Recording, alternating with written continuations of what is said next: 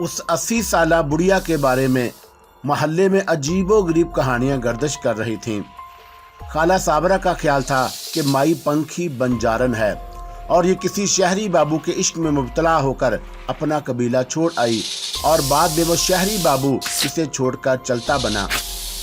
पनवारी शौकत माई पंखी का ताल्लुक कोलकाता से जोड़ता और थिएटर में काम करती थी। गर्दिशे ज़माने ने उसे लाहौर पहुंचा दिया और नाई मुश्ताक का ख्याल था कि यह बंगालन ज़रूर है, लेकिन इसका ताल्लुक शाही महल्ले से था और अपने वक़्त की बेहतरीन रकासा थी। फिर वक़्त ने उसे किनारे लगा दिया और किसी का ख्याल था कि यह जादूगरनी है।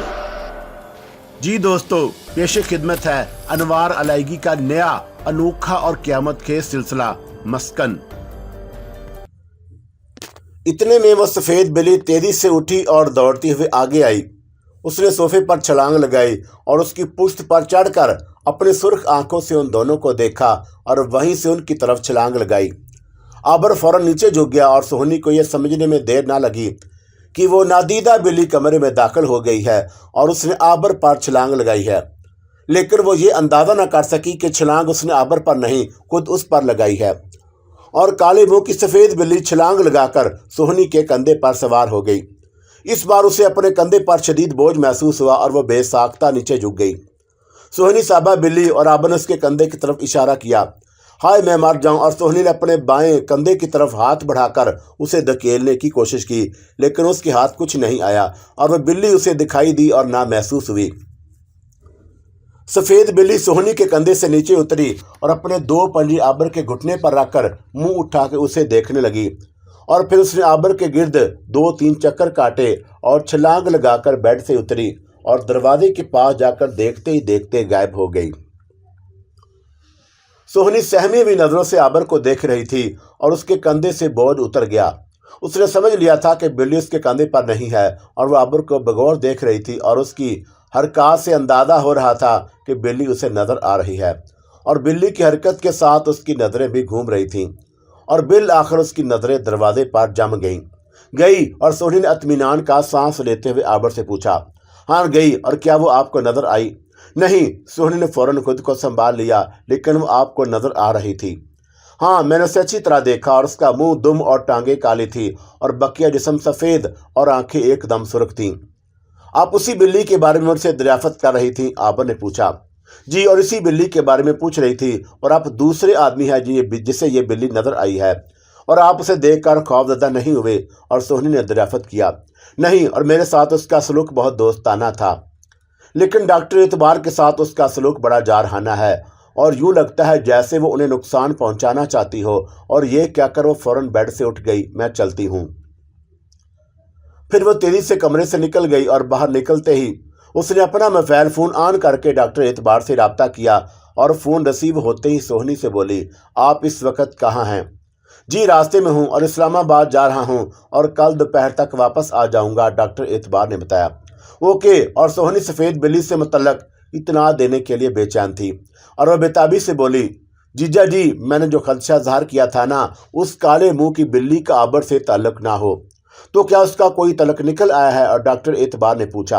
अरे जीजा जी, मैं तो उसके कमरे में बैठी बिल्ली से मुतल्लक सवालात कर रही थी और वह कमबख्त नमूदार हो गई। और क्या तुमने देखी? डॉक्टर एतबार ने सवाल किया। नहीं, मुझे तो नज़र नहीं आई, लेकिन अपने कंधे पर उसका बोझ ज़रूर महसूस किया और कलमूही ज़रूरत से ज़्यादा वजनी है। लेकिन आबर ने उसे बहुत अच्छी तरह देख लिया और उसने जो हुलिया बयान किया वो वही है जो आपने बताया था। और सोहनी ने एक गहरा सांस लिया। शुक्र है किसी और ने भी देखा और कोई गवाह मिला, और वरना तो मैं जहनी उलझन का शिकार हो गया था। और डॉक्टर एतबार के लहजे से खुशी झलक रही थी। एक बात बताओ सोहनी, और क्या वो आबर पर झपटी थी? नहीं, वो कह रहा था कि उसका रवैया दोस्ताना था। अच्छा ठीक है, और फिर कल बाद दोपहर तुमसे मुलाकात होगी। Okay, take care. और ये कहकर डॉक्टर एतबार ने राब्ता मुंतके कर दिया। सोहनी बात करती हुए अभी रेस्ट हाउस की बाउंड्री से निकली ही थी कि उसने अपने बढ़ते हुए कदम रोक दिए और डॉक्टर एतबार ने कहा था कि वो कल दोपहर तक आएगा और उसका मतलब था कि आज की रात वो तमाम पाबंदियों से आज़ाद थी। कुछ सोचकर वो मुस्कुराई और वापस आबर के कमरे की तरफ चल दी। रानी पंखी पर अब भी ये बात अच्छी तरह वाज़ेह हो गई थी कि बग्गा ने उसकी ज़िंदगी में जहर घोल दिया है और वो आहिस्ता आहिस्ता उसे सुइयां चुबा रहा था। और वो उसे जिच कर देना चाहता था और इतना बेबस कि वो उसके कदमों पर सर रखने पर मजबूर हो जाए। वो अनारा को महफूज करना चाहती थी और उसका हल यही था कि वो उसे उसके सारे घर जल्द अज जल्द दिखा दे। और इस वक्त रात अपने आखिरी पैर में थी और ये वक्त इस अमल के लिए मुनासिब ना था और उसे अगली रात का इंतजार करना था। अगली रात जैसे ही आधी हुई उसने चारपाई पर बैठी अनारा को इशारा किया। इनारा समझ ना सकी कि रानी पंखी क्या चाहती है। उसने पूछा, हाँ अम्मा बोल, आजा तुझे छठा घर दिखा दूं। और रानी पंखी खड़े होते हुए बोली, ला कोयला ला। और अनारा ये सुनकर तेजी से बावर्ची खाने में गई और वहां से कोयला उठाकर रानी पंखी के हाथ में थमा दिया और रानी पंखी नए सिरे से 7 घर बनाने लगी। अम्मा एक बात तो बता, तू कुछ परेशान है? हाँ अंजू, तूने ठीक अंदाजा लगा लिया। और रानी पंखी ने लकीर खींचते हुए कहा, अम्मा तू तो परेशान होने वालों में से नहीं और परेशान करने वालों में से है। अनारा ने साफ गोई से कहा। और मेरी अंजू, कभी कभी ऊंट भी पहाड़ के नीचे आ जाता है। और रानी पंखी ने अपना लहजा शुगुफ्ता बनाने की कोशिश की। अम्मा तू तो पहाड़ के नीचे से निकल क्यों नहीं आती? अनारा ने जोश दिलाया। मुझे अपने से ज्यादा अब तेरी फिक्र है, रानी पंखी ने कहा। और अम्मा मुझसे ज्यादा अपनी फिक्र कर, तुझे कुछ हो गया तो मैं बिन मौत मारी जाऊंगी। तू परेशान ना हो, मैं तुझे मरने ना दूंगी। और रानी पंखी ने बड़े यकीन से कहा, चल आजा छठे घर में बैठ जा। अनार ने चारपाई से उठकर पहले घर में कदम रखा और फिर उछल उछल कर छठे घर में पहुंची। और रानी पंखी ने उसे उछलते हुए देखा तो बोली, बचपन याद आ रहा है क्या? हाँ अम्मा, यूं ही समझ ले, और वैसे बचपन में कोई भूलने वाली चीज है? और नारा ये कहकर जोर से हंसी और फिर बोली, अम्मा तू खैर से अभी बच्ची हूं, तू कब तक बच्ची बनी रहेगी? तू तो 16 साल की होने वाली है। रानी पंखी बोली, अच्छा चल अब जल्दी से तैयार हो जा। अनारा छठे घर में रानी पंखी की तरफ फिसकरा मारकर बैठ गई और अम्मा मैं तैयार हूं। रानी पंखी ने चांदी का भारी तावीज गले से उतारकर हाथ में पकड़ा और मुट्ठी बंद करते हुए कुछ पढ़कर उसने अनारा की तरफ फूंक मारी और बोली, हाँ बता क्या नजर आया? अम्मा कोई लड़की संग के सामने खड़ी बर्तन धो रही है और मेरी तरफ उसकी पुश्त है और मैं उसका चेहरा नहीं देख सकती, लेकिन जो भी है पुरकशिश जिस्म की मालिक है। और अनारा की आवाज आई, उस लड़की का नाम नौरीन है और अंजू ये तू है, अब तू देखती जा। रानी पंखी बोली। तब अनारा को किचन के दरवाजे पर एक दुबला पुतला मर्द नजर आया और वो कोई 50-55 साल का होगा। और अनारा को उसकी आंखों में शैतान नाचता हुआ दिखाई दिया। उस खबीज शख्स ने किचन के दरवाजे पर खड़े होकर इधर उधर देखा और दबे पांव अंदर दाखिल हो गया। नौरीन देगची मांजने में महू थी और उसके हाथ बहुत तेजी से चल रहे थे। सिंक में एक देगची टकराने की वजह से खट खट की आवाजें आ रही थीं और वो इस बात से बेखबर थी कि कोई उसके पीछे आ खड़ा हुआ और किसी भी लम्हे उसे अपनी गिरफ्त में लेने वाला है। जैसे ही उसने अपनी शैतानी गिरफ्त में लिया तो नौरीन को एकदम गुस्सा आ गया और ये तो उसके तस्वर में भी नहीं था कि उसके पीछे उसके शोहर नामान की बजाय उसका दोस्त रेहान होगा। और उसे गुस्सा अपने शोहर पर था। वो उससे नाराज थी और उसको किसी किस्म की रियायत देने को तैयार ना थी। गिरफ्त में लेने के बाद जब उस शैतान ने मुंह खोला, कैसी हो मेरी, और वो तड़प कर उसकी गिरफ्त से निकल गई और उसने रेहान को धक्का दिया। और नौरीन कम उम्र सेहतमंद जिस्म की मालिक थी। दुबला पतला और रेहान धक्का खाकर पीछे हुआ तो नौरीन किचन से भागी और रेहान ने उसका हाथ पकड़कर अपने हिसार में लेने की कोशिश की तो वह चिकनी मछली की तरह उसके हाथों से निकल गई।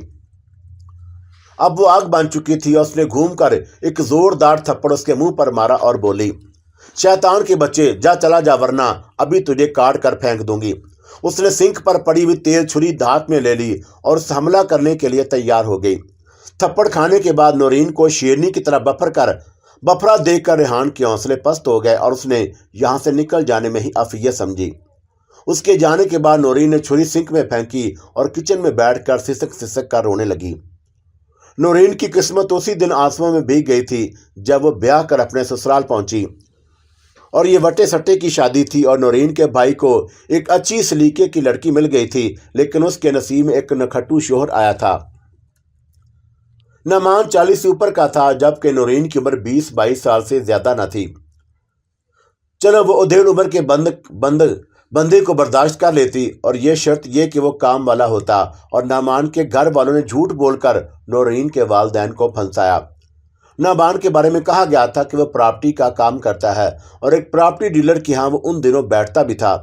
उसके बारे में ज्यादा छानबीन ना की गई और नामान की माँ की चिकनी चिपड़ी बातों में आकर इंटर पास नौरीन को एक ऐसे शख्स के साथ बांध दिया गया जो नखट्टू तो था ही और साथ ही वो अनपढ़ था।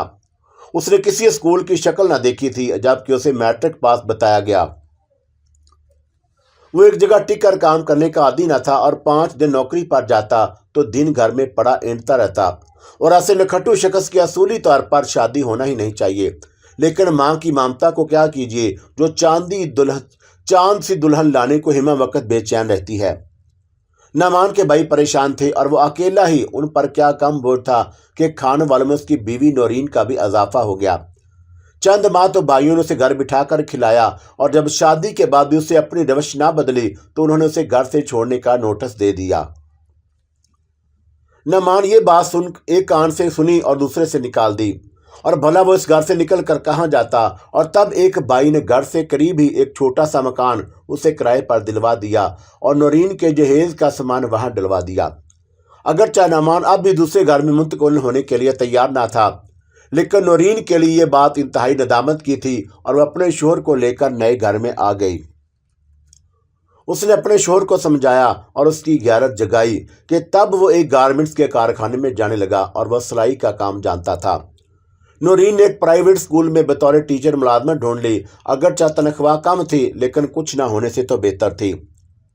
नमान का एक दोस्त था रेहान, वो उसे 10 साल बड़ा था और वह अक्सर घर आ जाता और नमान ने उसे अपनी शादी के लिए एक मोटी रकम उधार ली थी। और नमान का उसका एहसान मंद था और कर्ज के लिए 1 साल होने को आया था और कर्ज उतारने की सबील ना थी।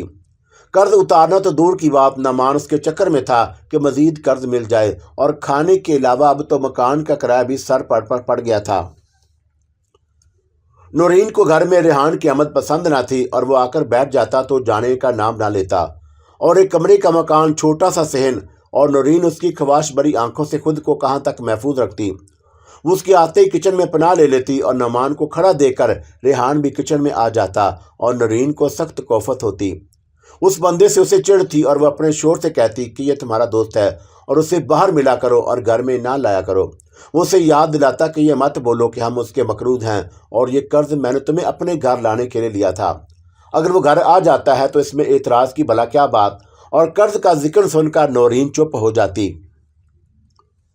नौरीन की छठी पुकार पुकार कर कह रही थी कि रेहान की घर में बढ़ती हुई आमद खाली अज इल्लत नहीं। और एक दिन नमाज ने उससे कहा कि नौरीन, रेहान मेरा दोस्त है, उसका ख्याल रखा करो। वो शिकायत कर रहा था कि भाभी मुझसे बात नहीं करती और उसने कर्ज वापस करने को कहा है और उसका तकादा बढ़ता जा रहा है। बताओ मैं कर्ज उतारने के लिए रकम कहाँ से लाऊं? और ज़रा उसे हाथ में रखो और चाय वगैरह पिला दिया करो। और हाँ, कभी वो मेरी गैर मौजूदगी में आ जाए तो उसे बिठा लेना और मैं आस पास ही कहीं गया हूँगा, आ जाऊँगा। ये खतरे की घंटी थी जो उसके ऐन सर पर बज रही थी। उसने अपने शोर को समझाने की कोशिश की। देखो नामान, मुझे डर लगता है, वो अजीब अंदाज में मुझे घूरता है, इसलिए मैं उसे भागती हूँ। अरे ऐसी कोई बात नहीं, नमान ने हंसते हुए कहा। वो बहुत शरीफ आदमी है और तुम ख्वाह उसमें ऐब ना निकालो। नौरीन ने अंदर ही अंदर अपना सर पीट लिया और उस मुकालमे के बाद शोहर से और क्या कुछ कहा जा सकता था। उसने खुद पर काबू पाते हुए आहिस्ता से कहा, अच्छा मैं कोशिश करूंगी। लेकिन दिल में उसने ठान ली कि वह हरगिज़ उससे राहो रस्म ना बढ़ाएगी। एक दिन दोपहर के खाने के बाद नमान घर से यह कहकर निकला कि मैं ज़रा चाय के लिए दूध ले आऊं और तुम दरवाजे की कुंडी ना लगाना, मैं 5 मिनट में आया। अच्छा, नौरीन ने कहा और सिंक में पड़े बर्तन धोने खड़ी हो गई और बर्तन धोते हुए अपनी इन अजियतनाक जिंदगी के बारे में सोचने लगी कि नामान कई दिन काम पर नहीं जा रहा था और आज सुबह से कई बार उसकी लड़ाई हो चुकी थी और वह सख्त गुस्से में था। दोपहर को खाने के लिए घर में कुछ न था और नामान जाने कहाँ से कुछ रकम लेकर आया था और तब घर का चूल्हा जला और उसकी जिंदगी सिसक सिसक कर गुजर रही थी। वह भी नहीं सोचों में गलता थी कि रेहान खुले दरवाजे से अंदर आया और किसी इफरत की तरह उसने नौरीन पर छाने की कोशिश की, लेकिन थप्पड़ खाने और छुरी देखने के बाद रेहान के छक्के छूट गए और वह बदहवास होकर घर से निकला। वो सीधा उस होटल में पहुंचा जहां नमान बैठा चाय पी रहा था और रेहान ने घर में जो बीती थी वो शदीद गुस्से के आलम में सुना डाली। नमान को थोड़ी बहुत मज़ाहमत की जरूरत तवक्का थी, लेकिन वो इस कदर जारहाना अंदाज इख्तियार करेगी उसको हरगिज़ तवक्का न थी। और उसी वक्त उसने फैसला कर लिया कि उस सती सावित्री को वह मज़ा चखाकर रहेगा और ऐसा इंतकाम लेगा कि वह जिंदगी भर याद रखेगी।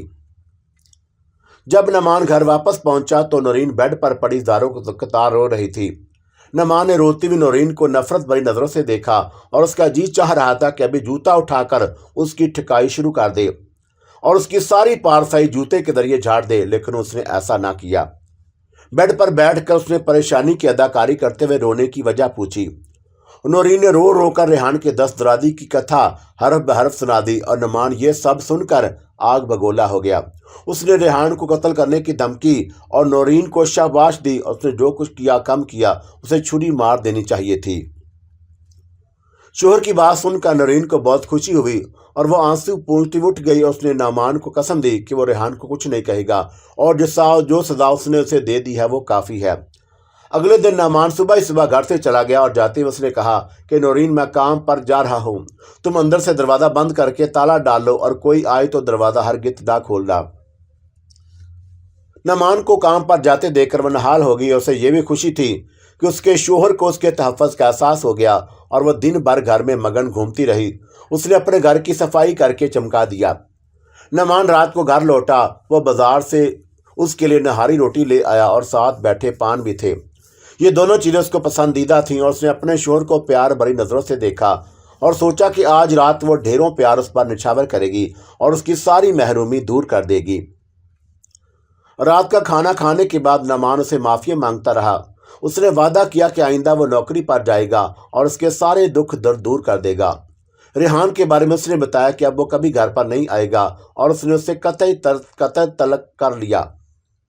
उस मनहूस के कर्जे का क्या होगा? नौरीन ने फिक्रमंद होकर कहा। मैं अपने बड़े भाई से बात की है, अगर वह कुछ रकम उधार दे दें तो वह रेहान को देकर बकिया रकम किस्तों में अदा कर दूंगा। और नामान ने बताया, और मैं भी अपने किसी स्कूल टीचर से कमेटी की बात करती हूँ, अगर पहली मिल जाए तो अच्छा है। नौरीन ने कहा, और अच्छा चलो कर लेना। और नामान तसल्ली अमीज लहजे में बोला, और क्या अब मैं आपकी खिदमत में मीठा पान पेश करूं? लो नेकी और पूछ पूछ। और नौरीन हंसकर बोली, और जल्दी निकालो, कहाँ छुपा कर रखे हैं? नामान ने पैंट की जेब में हाथ डालकर पुड़ा निकाला और बोला, ये हैं। और पुड़े में 2 बड़े पान थे। उसकी एक तरफ एक पान बढ़ाते हुए नमान ने कहा कि मैं अपने हाथ से खिलाऊंगा। और नौरीन ने खुशी से सरशार होकर कहा, हाँ क्यों नहीं। और फिर नमान ने दोनों पान एक एक करके उसे खिला दिए और उसे चिकनी चिड़ी बातें करता रहा। और वो उस वक्त तक उससे बातें करता रहा जब तक उसके जिस्म में शदीद तकलीफ ना शुरू हो गई। अनारा कुछ देर उसे तड़पता देखती रही और फिर चीखी, अम्बा बस। क्या हुआ? और रानी पंखी उसकी चीख सुनकर चौंकी। अम्मा वो बुरी तरह तड़प रही है और खून की उल्टियां कर रही है और उसका कमीना शोहर उसे देखकर मुस्कुरा रहा है। और अम्मा बंद कर दे वरना मुझे कुछ हो जाएगा। और नारा दुखी लहजे में बोली, अच्छा बंद करती हो, धीरज रख। और रानी पंखी ने अपना बंद मुट्ठी खोली और जल्दी जल्दी कुछ पड़ा और नारा की तरफ फूंक मारी और फूंक मारती अलमनाक मंदिर गायब हो गया।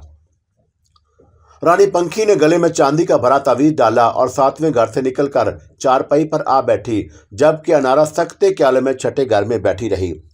अंजू आजा, कब तक वहां बैठी रहेगी? और रानी पंखी चारपाई पर लेटते हुए बोली, आती हूँ अम्मा। और नारा खुद को समेटती हवास बहाल करती छठे घर से निकल आई। उसे उठता देखकर रानी पंखी ने अपने पांव सिकोड़ लिए और अनारा चारपाई की पायंती पर बैठ गई और उसके सूखे पांव अपनी गोद में रखकर दबाने लगी। अम्मा वो बुरी तरह तड़प रही थी और खून की उल्टियां कर रही थी। उसे क्या हो गया था? अनारा ने गहरी सांस लेकर कहा। उस कमीने ने नौरीन को क्या खिला दिया? उसने पानों के जरिए पारा खिला दिया और जिसने उसका मैदा काट दिया। और पारा का ये जहर इस कदर खतरनाक होता है कि आदमी किसी सूरत बच नहीं सकता। और रानी पंखी ने बताया, अम्मा मैं अपनी मौतें देख देकर पागल होती जा रही हूँ और मुझसे नहीं देखा जाता अब ये सब। और नारा फीकी आवाज में बोली, इस संसार में औरत के लिए कांटे ही कांटे हैं और इन 6 घरों में घूमकर तुझे अच्छी तरह अंदाजा हो गया होगा कि यानी कि औरत क्या है। हाँ अम्मा तू बहुत अच्छी तरह। अब एक और घर और रह गया है और वो भी दिखा दे और जाने में उसमें कैसी मौत लिखी है। और नारा खौफजदा अंदाज में बोली, 7वें घर में ऐसा कुछ नहीं, लेकिन जो कुछ है वो किसी आग के दरिया से कम नहीं। अगर तूने ये आग का दरिया पार कर लिया तो फिर तेरी जिंदगी फूल बन जाएगी और अगर ना पार कर सकी तो फिर जलना तेरा मुकद्दर ठहरेगा। और रानी पंखी ने उसे अगली जिंदगी का अक्स दिखाया। अम्मा तेरा भी कुछ ठीक नहीं, कभी कहती है कि कोई आकर तेरे भाग जगाएगा और कभी कहती है कि आग का दरिया मेरा मुकद्दर होगा। आखिर मैं तेरी किस बात पर यकीन करूं? और दोनों बातों पर। और रानी पंखी ने उठते हुए कहा, और जा अब तू अपने कमरे में जा। लेकिन वो आबर के कमरे में ना गई और सोहनी ने रेस्ट हाउस की सीढ़ियां चढ़ते हुए अपना इरादा बदल दिया। उसे मालूम था कि इस वक्त रेस्ट हाउस के 3 कमरे खाली हैं और वह ये भी जानती थी कि उन बंद कमरों का जासूसी खुफिया निज़ाम मुअत्तल है। लिहाजा बेहतर यही था कि ऐसे कमरे में क़याम किया जाए जो हर लिहाज से महफूज हो। और ये ख्याल आते ही उसका चेहरा गुलनार हो गया। उसने बहुत तेज़ी से रूम नंबर 4 खुलवाने का इंतज़ाम किया। कमरे में पहुंचकर वो पूरे इत्मीनान से बेड पर लेट गई और कुछ देर बाद होने वाले नाटक का एक एक मंजर जहन में सोचने लगी। जब उसने हर बात जहन की स्क्रीन पर लिख ली तो वह बाहर आई और उसने आबर के कमरे पर मुतय्यन लेडी गार्ड को इशारे से अपने पास बुलाया। जी मैडम, वो करीब आकर मौदबाना अंदाज में बोली। देखो, साहब से कहना कि आपको मैडम बुला रही हैं और उस पैगाम देने के बाद तुम ड्यूटी ऑफ करके चली जाना और मुझे यहाँ लेडी कमांडोज को तैनात करना है। सोहनी इफ्तिखार ने तहकमाना लहजे में कहा। जी बेहतर। और लेडी गार्ड वापस आबर के कमरे की तरफ चल दी। चंद लम्हे वो लेडी गार्ड को जाते हुए देखती रही और फिर वो कमरे में दाखिल हो गई। लेडी गार्ड ने दरवाजे पर दस्तक दी और चंद लम्हों के तवक्कुफ के बाद दरवाजा खोलकर अंदर दाखिल हो गई। आबर बेड पर लेटा उस काले मुंह की सफ़ेद बिल्ली के बारे में सोच रहा था कि आखिर वो क्या चीज़ थी जो सिर्फ उसे नजर आई और कमरे में अचानक नमूदार हुई और फिर जैसे आई थी वैसे चली गई। और वह बिल्ली से कुछ मानूस सी हो महसूस हुई और जिस अंदाज से उसने देखा और फिर उसके गिर्द चक्कर लगाए वो इस बात के गमाज थे कि बिल्ली को उससे खसूसी दिलचस्पी है। दरवाजे पर होने वाली दस्तक ने उसे चौंकाया और वह फौरन उठकर बैठ गया और उसकी समझ में ना आया कि इस वक्त कौन आ गया। और सोहनी कुछ देर कबल ही यहाँ से गई थी और इतनी जल्दी उसकी वापसी का इम्कान ना था। और लेडी गार्ड को अंदर आते देखकर उसकी आंखों में सवाल आया और लेडी गार्ड ने दरवाज़ा खोलकर अंदर झांका और मौदमाना लहजे में बोली, सर मैं अंदर आ सकती हूँ? हाँ आइए। और बेड के करीब आकर लेडी गार्ड ने एक नज़र आबर को देखा और फिर बोली, सर आपको मैडम बुला रही हैं। मैडम कहाँ हैं? सर वो रूम नंबर 4 में मौजूद हैं। अच्छा, आबर ने कहा और बेड से उतर कर उसके साथ चल दिया। आबर ने बाहर आकर लेडी गार्ड से पूछा कि रूम नंबर 4 कहाँ है? सर आपके सीधे चले जाइए और आखिरी कमरा 4 नंबर है, लेडी गार्ड ने बताया। ओके। आबर सोचने लगा कि आखिर सोहनी ने उसके कमरे में क्यों नहीं आई और वहाँ 4 नंबर कमरे में क्या है और क्या वहाँ डॉक्टर एतबार मौजूद है। हो सकता है कि वह बिल्ली के मतलब कुछ पूछना चाहता हो और उस पूरे इसरार बिल्ली ने सबको निचा कर रख दिया और जाने ये अचानक कहाँ से नमूदार हो गई। और ये सोचता हुआ रूम नंबर 4 के दरवाजे पर पहुंचा। उसने आहिस्ता से दस्तक दी और फिर हैंडल पर हाथ रखकर दबाव डाला, लेकिन खिलाफ तवक्का दरवाज़ा ना खुला और आबर ने फिर दस्तक दी और जवाब में फौरन ही दरवाज़ा खुला, लेकिन थोड़ा सा, और अंदर से सोहनी की आवाज़ आई, 2 मिनट के बाद बगैर दस्तक दिए अंदर आ जाइएगा। जी अच्छा। और सोहनी दरवाज़ा बंद करके वापस पलटी और फिर वह तेज़ी से वाशरूम में गई। 1 मिनट के बाद वहाँ से निकली तो शर्म हया नाम की कोई चीज़ उसके बदन पर ना थी। उसने कमरे की तमाम लाइट्स रोशन कर दी और किसी अंधेरे की तरह बेड पर लेट गई और आंखों में ख्वाहिशात की बर्रात सजाए दरवाजे की तरफ देखने लगी। उसे इस बात का अंदाज़ा नहीं था कि सर के पीछे काले मुंह की सफ़ेद बिल्ली नमूदार हो चुकी है और कोई लम्हा जाता है कि उस पर हमला आवर होने को है। आबर ने बाहर आकर लेडी गार्ड से पूछा कि रूम नंबर 4 कहाँ है?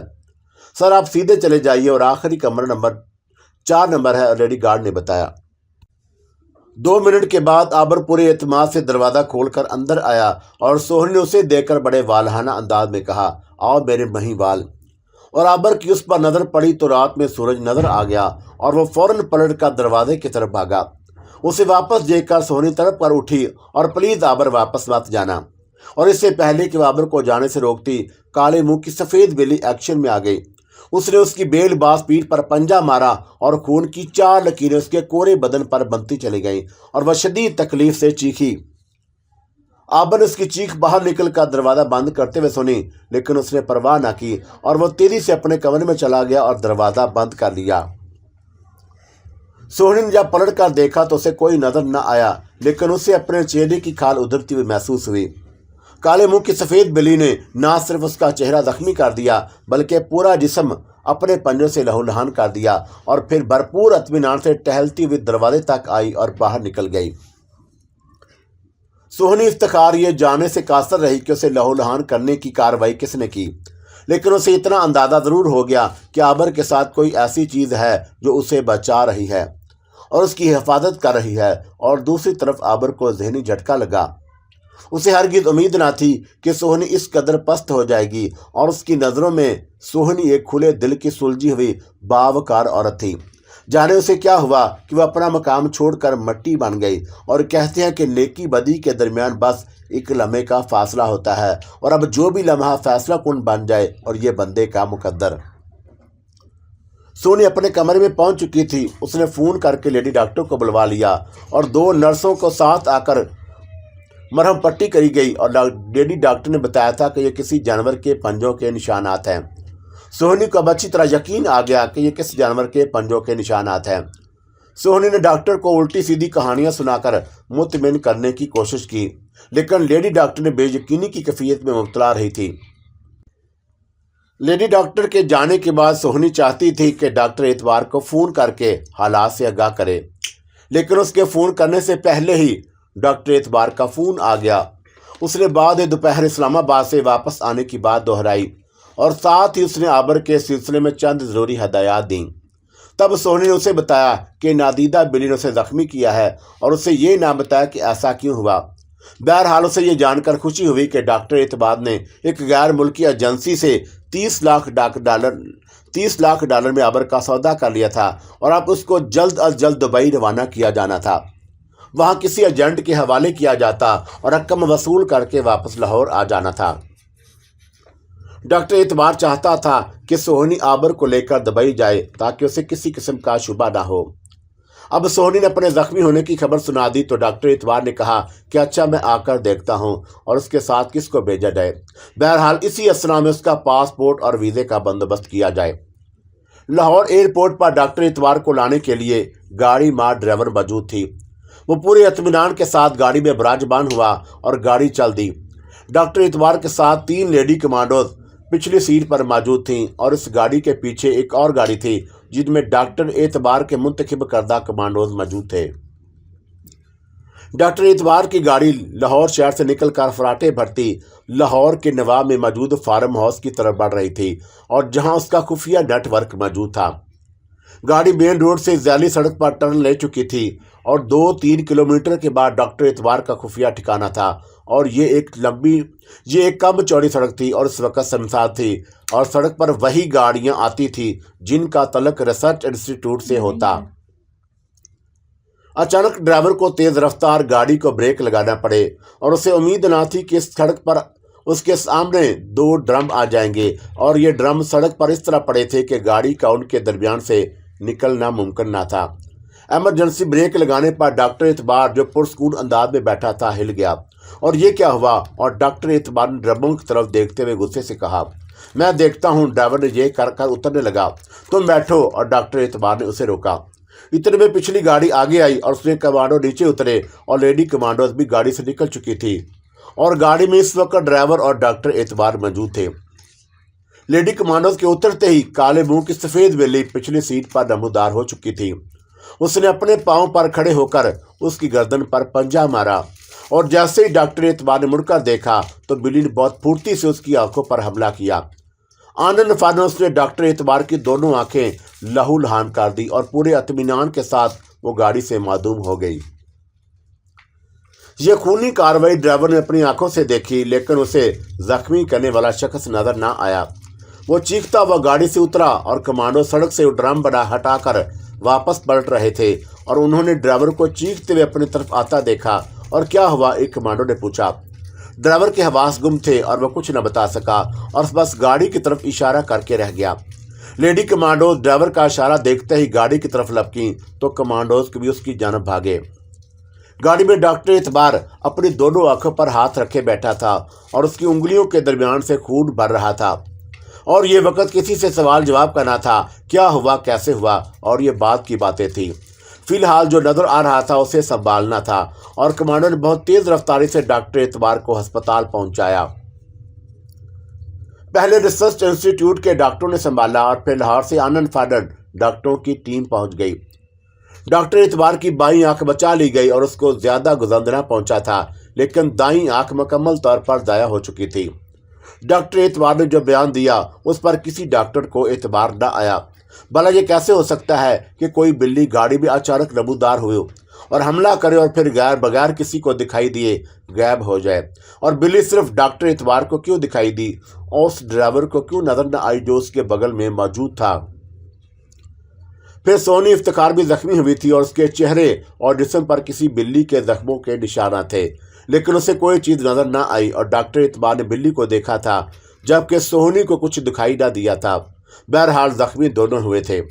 ये और बात दोनों के दिलों में अच्छी तरह बैठ गई कि उस बिल्ली का तल्लक आबर से जरूर है। और डॉक्टर इतबार और सोहनी अपनी अपनी जगह गुस्से में थे और सोहनी इसीलिए नाराज थी कि आबर ने उसकी बात ना मानकर उसकी आना को ठेस पहुंचाई और डॉक्टर इतबार उसके लिए जला बैठा था कि उसने उसे सख्त नुकसान पहुंचाया। और दोनों का गुस्सा अपनी जगह लेकर दोनों उससे बराह रास्त इंतकाम लेने की पोजीशन में ना थे। डॉक्टर एतबार के लिए आबर को कत्ल करवा के फार्म मुंह के किसी गोशे में दफन करवा देना कोई मुश्किल काम ना था, लेकिन उसकी मौत के बाद अगर बिल्ली ने इंतकामी कार्रवाई की तो फिर उसे किस तरह बचा जा सकेगा।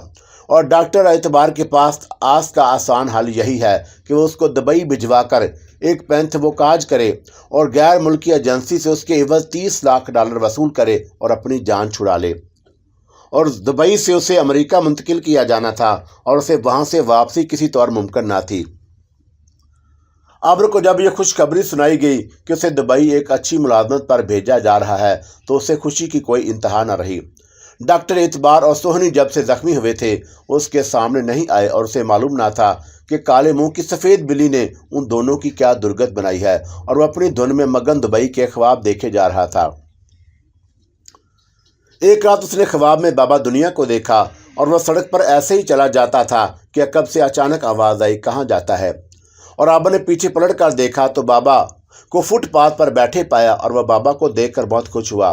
उसका जी चाहा कि वह बाबा को दुबई जाने की खबर सुनाए और इससे पहले कि वह अपने लब खोलता बाबा ने हंसते हुए कहा, बेवकूफ़, तू दुबई मुलाजमत पर नहीं जाल में फंसने जा रहा है। और आबर को बड़ी हैरत हुई कि बाबा ने उसके दिल में छुपी बात कैसे जान ली और वह मदबाना लहजे में बोला, बाबा आपको कैसे मालूम हुआ कि मैं दुबई जा रहा हूँ? और ये कोई मुश्किल बात नहीं, तू अल्लाह का हो जा और तुझ पर भी सब आश्कार हो जाएगा। और बाबा फिर मैं चला जाऊँ? बेवकूफ़, तूने सुना नहीं कि मैंने क्या कहा? और तू वहाँ जाल में फंसने जा रहा है और खाई में गिरने जा रहा है, तुझे महंगे दामों बेचा जा रहा है। बाबा मैं फिर क्या करूं? और आबर यकदम परेशान हो गया। तू कुछ ना कर, बस अल्लाह पर भरोसा कर। और अभी वो कोई और बात करना चाहता था कि उसकी आंख खुल गई। वो बहुत देर तक उस ख्वाब के बारे में गौर करता रहा मगर उसके हाथ कोई सिरा ना आया। और सुबह उसे उठा दिया गया और नाश्ते के बाद उसे एयरपोर्ट चलने को कहा गया। रेस्ट हाउस के सामने गाड़ी रुकी और सिक्योरिटी अफसर समुंदर खान उसे अपने साथ लेकर पिछली नशस्त पर बैठ गया और अगली नशस्त पर ड्राइवर के साथ एक सिक्योरिटी गार्ड मौजूद था और गाड़ी चल पड़ी। समुंदर खान ने बताया कि वो उसके साथ दुबई जाएगा और उसने मजीद तफसील बताते हुए कहा, दरअसल सर चाहते हैं कि आपको वहाँ किसी किस्म की कोई परेशानी ना हो और वो कहते हैं कि आबर साहब हमारे ख़ास आदमी हैं और मैं वहाँ आपकी रिहाइश वगैरह देखूंगा कि क्या इंतज़ाम किया है उन लोगों ने। और फिर जब हम अच्छी तरह मुतमिन हो जाएंगे तो मैं वहाँ से वापस आ जाऊँगा और हो सकता है कि इस दौरान में भी वहाँ का चक्कर लगाएं। डॉक्टर साहब से मेरी मुलाकात ना हो सकी और उसका मुझे अफसोस रहेगा। आबर बोला, सर आज मसरूफ़ हैं और कुछ गैर मुल्की मेहमान आए हुए हैं और वह सुबह से उनके साथ मसरूफ़ थे, समुंदर खान ने बताया। और गाड़ी अब जैली सड़क से निकलकर मेन रोड पर आ चुकी थी और काले मुंह की सफ़ेद बिल्ली ड्राइवर के पैरों के पास ज़ाहिर हो चुकी थी। और इससे कबल कि वह कोई कार्रवाई करती समुंदर खान के मोबाइल फ़ोन की घंटी बजी। समुंदर खान ने मोबाइल फ़ोन अपने कान से लगाकर कहा, जी मैडम, और मेरी आबर साहब से बात करवाएं। और दूसरी तरफ सोहनी इफ्तिखार थी। जी अच्छा। और यह कहकर समुंदर खान ने मोबाइल आबर को तरफ बढ़ाया और मैडम सोहनी आपसे बात करना चाहती हैं। आबर ने मोबाइल फ़ोन अपने हाथ में लेकर कान से लगाया और सोहनी के नाम ने उसे चौंका दिया था और वह अपने लहजे पर कंट्रोल करके खुश आमदिली से बोला, जी सोहनी साहबा, जो बात मैं करने वाली हूँ उससे बस खामोशी से सुन लेना और सवाल जवाब मत करना। ओके, आबर ने किसी कदर फिक्रमंद होकर कहा। आबर तुम जितने दिन भी यहाँ रहे और मेरी आंखों का तारा बनकर रहे और मैं बहुत साफ गो औरत हूँ और मुझे यह कहने में कोई बाक नहीं कि मैं तुम पर फरिश्ता हो गई थी और तुम ही इतने दिलकश। खैर इस बात को छोड़ो और अब मेरी बात गौर से सुनो। तुम दुबई किसी नौकरी पर नहीं जा रहे, तुम्हें $30 लाख के एवज बेच दिया गया और दुबई में समुंदर खान तुम्हें एक गैर मुल्की एजेंट के हवाले करके वापस आ जाएगा और फिर तुम्हारे साथ क्या होगा कोई नहीं जानता। अभी वक्त है, फरार हो सकते हो तो हो जाओ, और दुबई पहुंच गए तो फिर उसके जाल से निकलना मुमकिन ना रहेगा।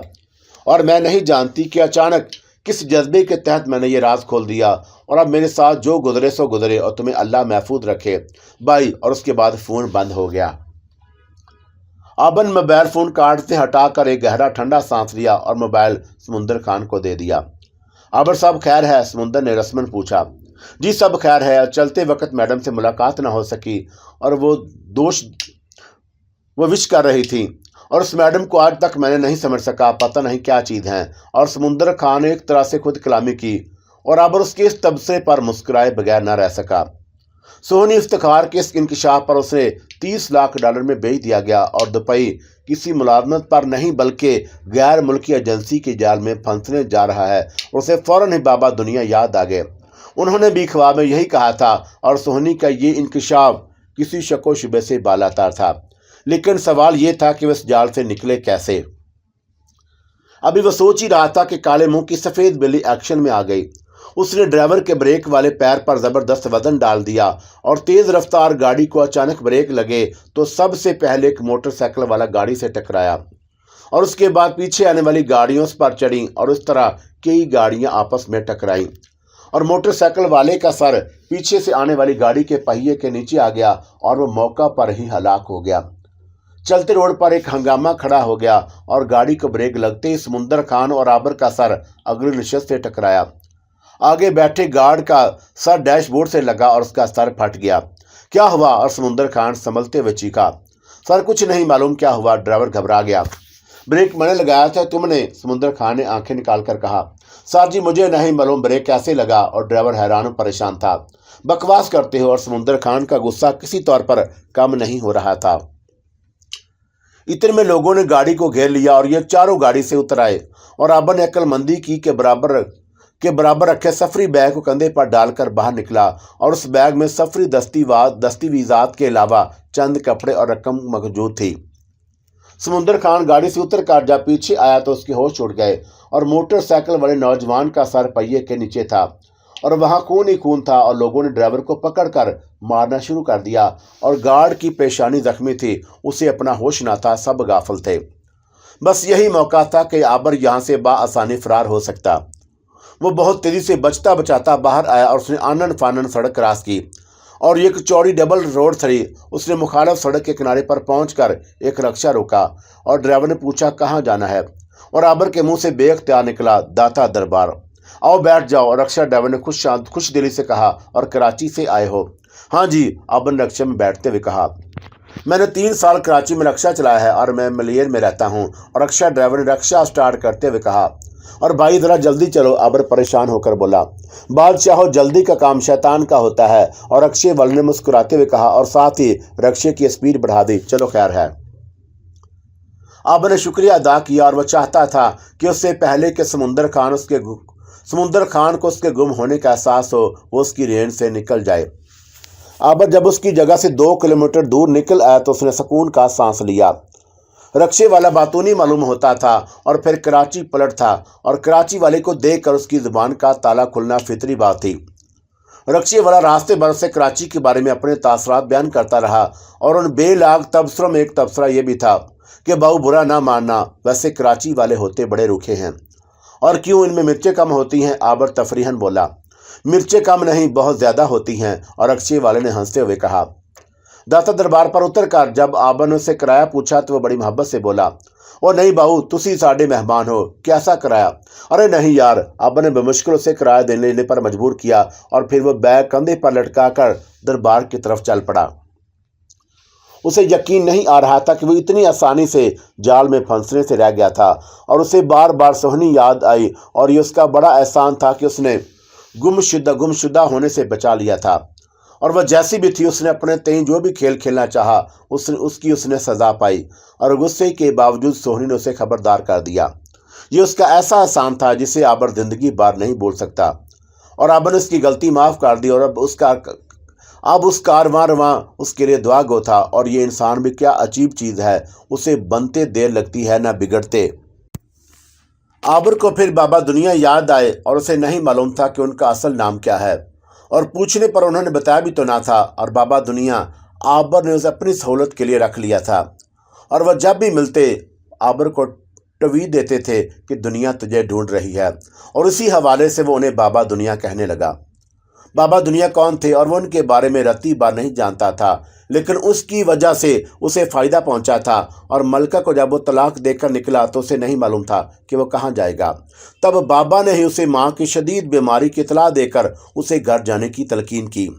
और अब भी यही बाबा ही थे जिन्होंने ख्वाब में आकर उसे दुबई जाने की हकीकत आश्कार की और अल्लाह पर भरोसा रखने की तलकीन की। और शायद अल्लाह पर भरोसा ही था कि सोहनी जैसी हसीन कातरा ने उसे खाई में गिरने से बचा लिया। अभी वो बाबा दुनिया के बारे में सोचता हुआ मसार की सीढ़ियां चढ़ रहा था कि पीछे से किसी ने उसके कंधे पर हाथ रख दिया, और जब उसने पलट कर देखा तो हैरान रह गया। दो मुतदाद बातें करके रानी पंखी ने अनारा को उलझा दिया। जब भी उसे किसी बात का पर पुख्ता यकीन होने लगता तो वह बार बार उसके मुतल्लक सवालात करने लगती, और रानी पंखी पैंतरा बदल लेती और किसी और पटरी पर चल पड़ती। अब 7वां घर रह गया था और रानी पंखी चाहती थी कि घर दिखाने का काम जल्द अज जल्द निमट जाए, और उसकी इस बात से अनारा को उम्मीद बंधी कि वो अनकरीब मंजिल पालेगी। 7वां घर देखने के बाद क्या होगा वह नहीं जानती थी, लेकिन उसे इतना ज़रूर यकीन था कि उसकी डोलती कश्ती को किनारा मिल जाएगा। रात गहरी हुई तो अनारा कमरे से निकल आई और उसने रानी पंखी को सहन में टहलते हुए पाया। वह दीवार के साए में पड़ी चारपाई पर बैठ गई और उसकी तरफ देखती हुए बोली, अम्मा तू परेशान है? नहीं रे, परेशानी कैसी? और रानी पंखी ने टहलते टहलते रुक कर कहा, और फिर अनारा के साथ बैठ गई। उसने अनारा का चेहरा अपनी तरफ किया और उसे बगौर देखने लगी। अम्मा तू मुझे इस तरह क्यों देख रही है? मुझे डर लग रहा है, क्या कुछ होने वाला है? अनारा परेशान होकर बोली। देख मेरी अंजू, ये जो दुनिया है ना, यहाँ हर वक्त कुछ ना कुछ होता रहता है और कोई चीज़ अपनी जगह पर रुकी हुई नहीं। हर शय हरकत में है, और कल मैं 1 दिन की थी और आज मैं 80 के कुछ माह ऊपर हो चुकी हूँ, और कुछ ही वक्त रहता है कि तू 16 साल की हो जाएगी। अंजू, लड़की पर यह 16वां साल बड़ा क़यामत डालता है और अंदर ही अंदर ऐसे तूफान उठाता है कि लड़की लर्ज कर रह जाती है। वो खुद को छुपा पाती है और ना बचा पाती है, और मैं तुझे देखती हूँ तो मुझे अपनी क़यामत खेज ज़माना याद आ जाता है। अंजू को मैं इस वक्त कोलख में थी और मेरा नाम काशी था, और मैंने अपने बाप को कभी नहीं देखा। मेरी माँ आराधना उस बाज़ार की एक कीमती औरत थी, और दूर दूर से लोग मेरी माँ का गाना सुनने आते और रात को महफिल सजती। हर तरह के लोग इस महफिल में होते, लेकिन क्या मजाल कि महफिल में ज़रा भर भी बदमज़गी होती, और गाना सुनने वालों को पहले ही बता दिया जाता कि जिसे गाना सुनने का वाकई ज़ौक़ है वो यहाँ बैठे, वरना शौक़ पूरा करने को कोठे बेहतर हैं। मेरी माँ आराधना को नाचना नहीं आता था, लेकिन उसके एक इशारे पर अच्छे से अच्छा मर्द नाचने लगता। और मेरी माँ रहती तो बाला खाने पर थी, लेकिन उसका दिमाग आसमान पर होता और वो बाला खाने की लगती ही ना थी। तब उसकी ज़िंदगी में एक मुजस्समा साज आया। उस संग तराश का नाम था अमृत राय, और वह बजाते खुद किसी मुजस्समे से कम ना था। मेरी माँ उस पर मर मिटी और उसके प्रेम में ऐसी दीवानी हुई कि अपनी सुध बुध भूली। ले सुर ताल से कुछ याद ना रहा, और याद रह गया तो अमृत राय। वो संग तराश एक आर्ट स्कूल में टीचर था, और उसकी मेरी माँ के जिस्म पर नज़रें थीं। उसकी नज़रें में मेरी माँ शाहकार जिस्म की मालिक थी, और वह उस मुजस्समा बनाना चाहता था, जबकि मेरी माँ की नज़रें उसकी रूह पर थीं और वह उसका दिल जीतना चाहती थी।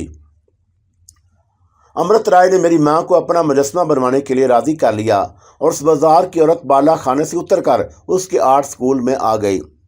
उस दिन स्टूडियो में उन दिनों के सिवा कोई और ना था, बल्कि उस वक़्त पूरे स्कूल में कोई मौजूद ना था। अमृत राय ने काम की इब्तिदा की और मुजस्समा बनाते बनाते सुबह हो गई, और मेरी माँ एक ही अंदाज में बैठे बैठे थक कर चूर हो गई।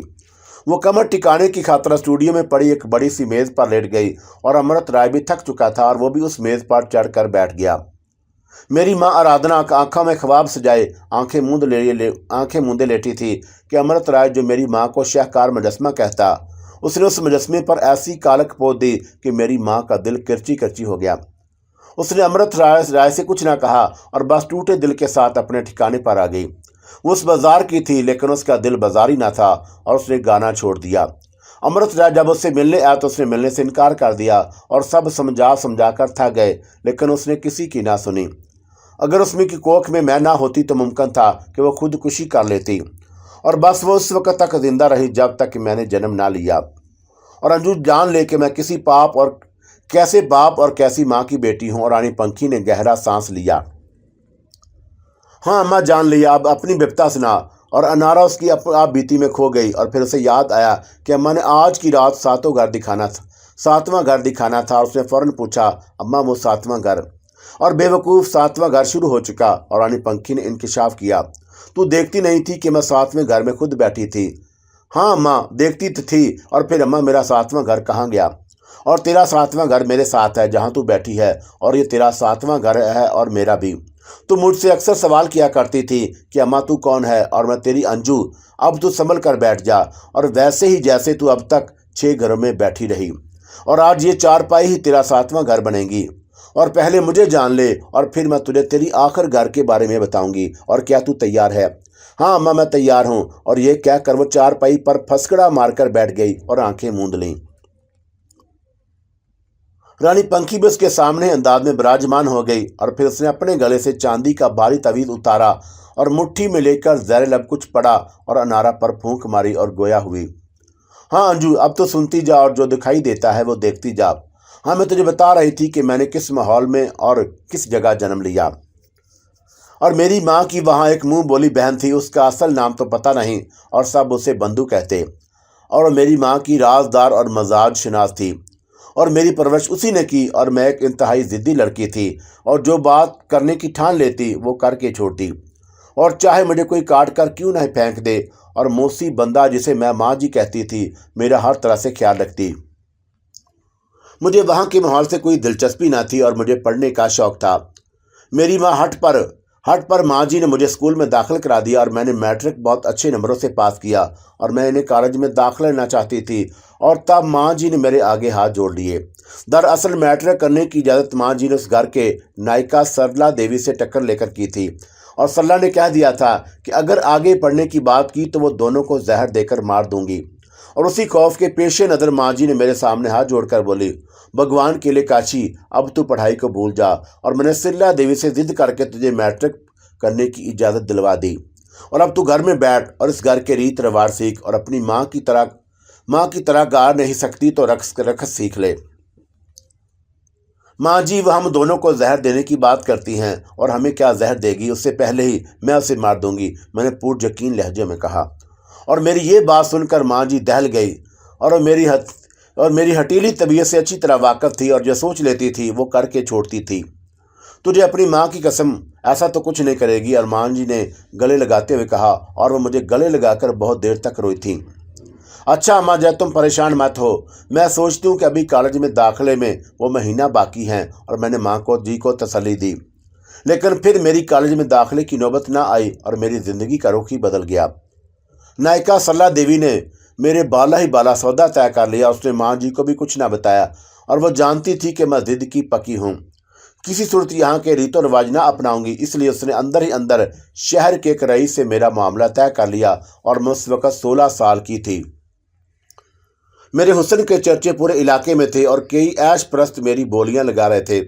बस मेरी तरफ से सिग्नल की देर थी, लेकिन मैंने माँ जी से कह दिया था कि अगर ऐसा हुआ तो मैं जान दे दूंगी। लेकिन उस चंडाल औरत ने किसी बात की परवाह न की और मुझे सेज पर बिठा दिया। दरवाजे के बाहर फैसला पहरा था, और मैं कमरे से किसी सूरत बाहर नहीं निकल सकती थी। और यह सब अचानक हुआ। मैं मसहरी पर बैठी रो रही थी, और मुझे शिद्दत से अपनी असल माँ याद आई, जिसे मैंने देखा था। और लेकिन माँ जी ने मेरी माँ आराधना के बारे में इतनी तफसील से बताया था कि वो मेरे सामने मुजस्सम हो गई थी, और आज वो जिंदा होती तो मुझे अकेला रोना ना पड़ता। तब भी किसी ने मेरे सर पर हाथ रखा, और एक बारीक सी आवाज़ आई, रोती क्यों है? और मैंने सर उठाकर इधर उधर देखा और दरवाजे की तरफ देखा, मगर कोई नज़र ना आया। और उसकी आवाज़ को मैंने अपना वहम समझा, और फिर माँ की याद में खो गई। तब फिर आवाज़ आई, और तेरे तकिए के नीचे चाकू रख दिया है, और मोटे सेठ को उसकी चमक दिखा देना, बाकी मैं देख लूँगा। और तुम कौन हो और कहाँ हो? मैं बग्गा हूँ और तुम्हारे दिल में हूँ। और मेरी समझ में कुछ ना आया कि ये कौन है और क्या कह रहा है।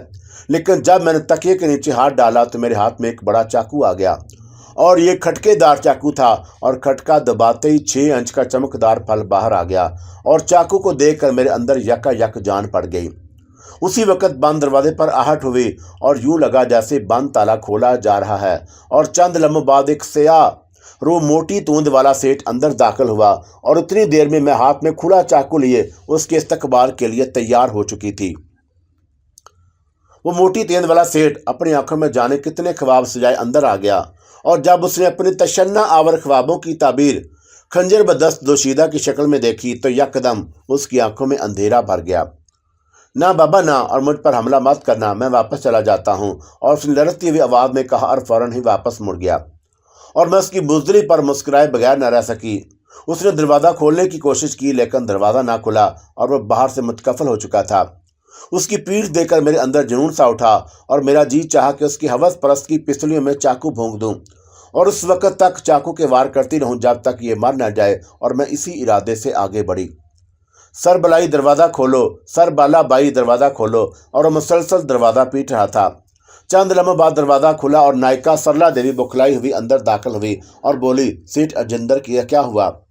और सेठ ने कोई जवाब देने के बजाय मेरी तरफ इशारा किया और बगैर कुछ बोले हैरान परेशान कमरे से निकल गया। मैं हवास परवाज करने के लिए आगे बढ़ रही थी और रुक गई। अब मेरी नज़र उस डूमड़ी पर थी जो इस फसाद की जड़ थी जिसने मेरा सौदा किया था।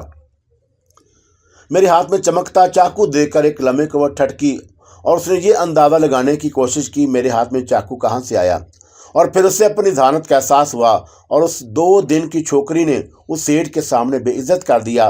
वो किसी भूखी शेरनी की तरह मुझे खाने दौड़ी और मैं पहले से ही जुनूनी हो रही थी। और फिर जब उसके मुंह से तैश में निकला, कंजरी तेरी ये मजाल, तो मैं अपने हवासों में ना रही और इस वक्त जाने मेरे अंदर कहाँ से इतनी ताकत आ गई और मैंने उस पर चाकू के वार करके लम्हों में उसकी मोटी ताज़ी औरत को लहूलुहान करके रख दिया। वो अस्पताल पहुंचते पहुंचते चल बसी और मैं गिरफ्तार हो गई। मुकदमा चला और मुझे उम्र कैद हो गई और मेरी ज़िंदगी का धावा बदल गया। मैं इंसान से शैतान हो गई और बग्गा जो मेरी 9 उम्री से मेरे अंदर छुपा हुआ बैठा था बाहर आ गया और उसने मुझे आग भरे रास्तों पर डाल दिया और फिर यही आग मेरे लिए फूल हो गई। काला जादू, जंतर मंतर, सिफली इल्म, शमशान घाट, खोपड़ियाँ, कब्रस्तान, जंगल वीराने और मेरी ज़िंदगी बन गए। और जेल में एक कैदी औरत थी शोभना, और वो अपनी शौकन को मारकर जेल आई थी और वो कई अमलियात की माहिर थी। वो मुझ पर फरीफ्ता हो गई और उससे मैंने कई अमल सीखे। और काशी में तुम्हें बताऊं कि जब कोई औरत अमल के पास जाती है तो वो उससे कहता है कि तुम पर ज़बरदस्त जादू कराया जा चुका है, और सबूत के तौर पर वो उस तकिए के तवीज़, गंडे या अलमारी से सुइयां लगा पतला निकाल देता है। तो ऐसा किसी जादू के ज़ैर असर नहीं होता, बल्कि वो अपने अमल के ज़रिए उस तरह की चीज़ों को उस घर की खुफिया जगहों से निकाल कर अपना बेदाम गुलाम बना लेता है, और उसी तरह औरतें अपना घर और मर्द अपना सरमाया गंवा बैठते हैं। खैर, जब मैं जेल से रहा हुई तो 30-32 साल की थी, और सिस्टर जेलर ने जब मुझे आज़ादी की खबर सुनाई तो मैं सोच में पड़ गई कि कहाँ जाऊँ, और वापस मैं मंडी जाना नहीं चाहती थी और मेरा दिल वहाँ से सदा बेजार था। और माँ जी वहाँ ज़रूर थी जिनसे मुझे शदीद लगाव था, लेकिन नहीं पता था कि वो जिंदा भी हैं या शमशान घाट पहुँच गईं। उसी उधेड़पन में थी कि असिस्टेंट जेलर रामपाल ने अजीब बात की और वो मुस्कुराता हुआ बोला, तेरा कोई ठिकाना नहीं है, तू मेरे घर चल। और कितने दिन के लिए? मैंने उसकी आंखों में आंखें डालकर बेबाकी से पूछा। जब तक तू रहना चाहे और मुझसे शादी करोगे। और मैंने उसे हैरत में डालने वाला सवाल किया। नहीं, भूल कर भी नहीं। और मेरी बीवी रूठ कर मेके बैठी है और मुझे खाने पीने की तंगी है, तू घर संभाल ले। और रामपाल ने साफ गोई से अपने दिल की बात की। देखो जेलर साहब, मुझे तुम्हारे घर रहना मंजूर है, लेकिन ये बात याद रखना कि तुमने सिर्फ घर संभालने की बात की है और आगे पीछे कुछ नहीं। और मैंने उसे तंबीह की। ठीक है, रामपाल खुश होकर बोला, और मुझे नहीं मालूम कि उसने मेरी बात समझी या नहीं। अगर समझी तो मुझे सिर्फ कैदी और समझा और खुद को जेलर जाना। खैर, मैंने उसका घर संभाल लिया और उसका पूरा ख्याल रखा। कपड़ों की इस्त्री से भोजन परोसने तक कुछ दिन वो मेरे साथ बिल्कुल ठीक रहा और इंसान का बंदा बना रहा। और एक दिन जब वो ड्यूटी पर जाने की तैयारी कर रहा था और उससे मैं कपड़े इस्त्री कर रही थी, उसने मुझे अपनी स्त्री समझकर मेरा हाथ पकड़ लिया। और एक मजबूत जिस्म का कद आवश्यक था। वो अपनी मर्जी कर सकता था, लेकिन मैं सदा की ज़िद्दी और हटीली हूँ। अपनी मर्जी की मालिक, और मैंने कभी किसी नापसंदीदा मर्द को अपना हाथ पकड़ने की इजाज़त नहीं दी, और इसीलिए मैं उसके घर में मुआहदा करके आई थी। आज वो घर को अब संभालने की बजाय खुद को संभालने का आरज़ूमंद था, और मैंने उसे अपना अहद याद दिलाया तो उसने मेरी बात सुनी अनसुनी कर दी और मन मानी पर उतर आया। मुझ पर जुनून सवार हो गया और मैंने उसके हाथ पर जलती इस्त्री रख दी। उसे शायद मुझसे इस तरह के अमल की तवक्का न थी, और वह गुस्से से पीछे हटा और अलमारी से रिवाल्वर निकालकर मुझ पर तान लिया और शदीद गुस्से में बोला, तू 2 टके की औरत, तूने खुद को समझा क्या है, और मैं तुझे कत्ल करके नाली में फेंकवा दूंगा। मुझे यकीन था कि वह जो कह रहा है सही कह रहा है, और मुझे मारकर नाले में फेंकवाना उसके लिए कतई मुश्किल काम न था, और मैं मुश्किल में थी कि समझ में नहीं आ रहा था कि क्या करूं। और मैं बग्गा का यह एहसान ज़िंदगी भर नहीं बोल सकती कि वो अचानक एक लहीम शहीम काले कुत्ते के रूप में नमूदार हुआ, और उसने उस पर इस तरह छलांग लगाई कि रिवाल्वर उसके हाथ से निकल कर दूर जा पड़ा, और वह अचानक अफ्ताद के लिए तैयार न था, लड़खड़ाकर पीछे गिरा।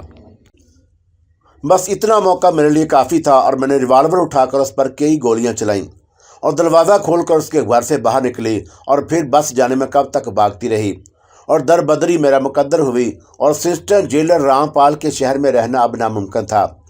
बग्गा ने मेरी मदद के लिए बिरजू को भेज दिया, और वो कलकत्ता काली देवी को भीड़ चढ़ाने आया था, और मैं चंद दिन उसके साथ काली देवी के मंदिर में रही, और वहाँ के कई पुजारी मुझ जैसी सरकस जवानी को देखकर अपनी पूजा पाठ भूल गए, और बिरजू ने मुझे समझाया कि कुछ हासिल करने के लिए मंदिर की दासी बनना ज़रूरी था। पहले बिरजू ने मुझे अपनी दासी बनाया, और उसके बाद मंदिर के कई बड़े पुजारियों ने मेरे जिस्म की भेंट मांगी, और इधर बग्गा का इसरार कि जो कहते हैं करती जाओ। और बिरजू ने यहाँ 13 दिन रहकर बनारस के चले जाना था, और मैं वापस अब जेल जाना नहीं चाहती थी। मैं पुलिस के हत्थे चढ़ जाती तो वो जाने मेरा क्या हशर कर देती, और मैंने यही गनीमत जाना कि बिरजू के साथ बनारस निकल जाऊं। और बिरजू बड़ा ज्ञानी जोगी था और शैतान का चेला। बग्गा उसके पर खास नज़र थी, और उससे मैंने बहुत कुछ सीखा, और उसने भी मुझे काला इल्म सिखाने में किसी बुखल से काम न लिया। और मैं बिरजू के साथ कई साल बनारस रही, और फिर वह मुझे आलाबाद में एक जीनी साधु के हवाले कर गया। उस साधु का नाम धर्मदास था, लेकिन उसका धर्म से कोई वास्ता न था, और शैतान का खास चेला था। उसके जिस्म पर कपड़े के नाम पर एक लंगोट होता, और जब वो भभूत मल लेता तो लंगोट से भी बेनियाद हो जाता।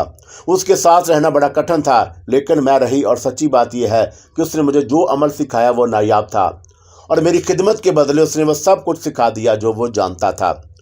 और धर्मदास एक बात बड़ी मौज में था।